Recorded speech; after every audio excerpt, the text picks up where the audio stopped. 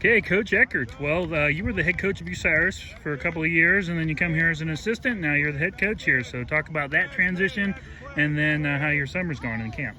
You know, it's been a good transition. Came over here a couple of years ago on Coach Miller's staff. Very fortunate to come over and be a Warrior. You know, love my time at Bucyrus, but it was time for a change for me, personally and professionally, and glad I was able to land over here.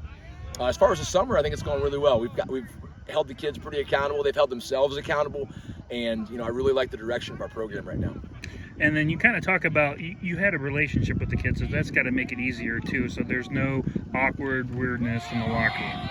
Yeah, it's as you develop those relationships the last couple of years, they kind of spill over until where we are now. And I think it's helped in the transition between Coach Miller and myself, being as close as we are. And having that continuity with the entire staff staying, adding some new pieces this year, it's helped out. But, again, we're really excited about the team we have coming back. Our numbers are good and healthy, and I like the direction the program's going. Name a couple kids that have really impressed you in camp so far. We've got a slew of guys back from last year's team. The headlines, probably Chase Studer is probably the guy that leads us in notoriety with, being the leading rusher in the conference from last year. We've got a couple quarterbacks, and Bob Miller and Quentin Frankhouse have done a nice job. Braxton Hall's done a really nice job. Peyton Dugan is a kid that stepped up. I really like our offensive defensive line. I think those guys are going to have a really solid year. We return everybody on offense, return 9 out of 11 on defense. So it's really hard to pinpoint, one or two guys that I think are going to have explosive years. I think as a group, we're just so much more mature and better that I think we're way better off this year than we've been in previous years just from the experience factor. I was just about to ask how you could, I know it's kind of early in camp, but how can you tell that this team has improved from last year already? I think it's just the way we approach practice in general. I don't think the kids look at it as something, we just have to do a drag. We've really kind of talked and hammered in on, and kind of the upperclassmen have bought into. This is a time to get better.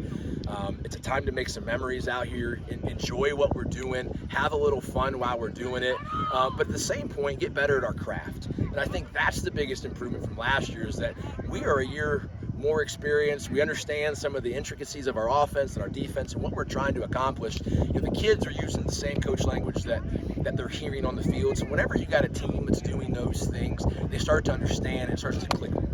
And then, talk about Lex, the rivalry. It's such a huge rivalry in this area.